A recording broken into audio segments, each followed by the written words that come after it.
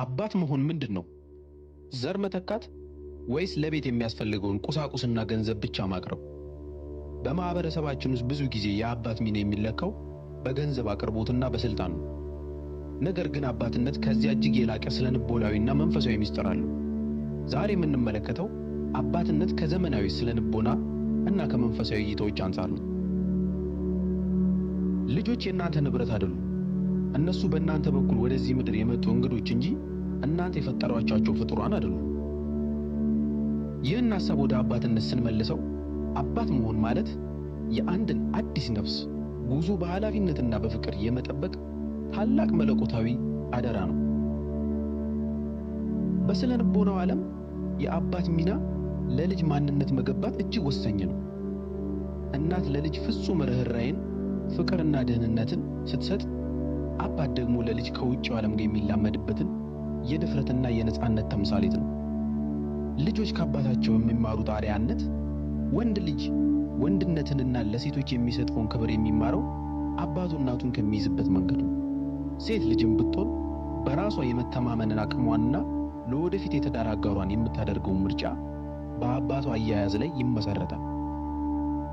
ስሜታዊ መረጋጋት አባት በቤት ውስጥ የተረጋጋና አድማጭ ሲሆን ልጆች ሕይወታቸው የሚያጋጥማቸው ፈተና የመቋቋም አቅማቸው በከፍተኛ ሁኔታ ይጨምራል።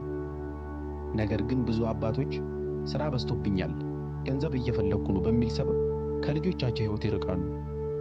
በስነ ልቦና እይታ አባት ለልጁ የሚሰጠው ትልቁ ስጦታ ጊዜውና ሙሉ ትኩረቱ ነው። አባቶችና እናቶች ልጆቻቸውን በራሳቸው ቅርጽ ለመቅረጽ የሚያደርጉትን ጥረት እንመልከት። እናንተ ልጆቻችሁ የራሳችሁ ፍላጎት ማስፈጸሚያ ልታደርጓቸው ትፈልጋላችሁ። እናንተ ያጣችሁትን ዝና፣ ያልሆናችሁትን ዶክተር ወይንም መሐንዲስ እነሱ እንዲሆኑ ትገፋፏቸዋላችሁ። ይህ አባትነት አይደለም። ይህ በልጆች ሕይወት ላይ በራስ ወዳድነት መጫወት ነው። እውነተኛ አባትነት ማለት የልጁን ተሰጥኦ የሚያይና ያ ተሰጥኦ በራሱ መንገድ እንዲያብብ ነፃነት የሚሰጥ ነው። ልክ እንደ አትክልተኛ ለጽጌረዳ አበባ ውሃና አፈር ይሰጣል እንጂ አበባው ሎሚ እንዲያፈራ አይጠብቅም። አባትም የልጁን ማንነት ሳያጠፋ ጥበቃና ፍቅር ብቻ ሊሰጠው ይገባል።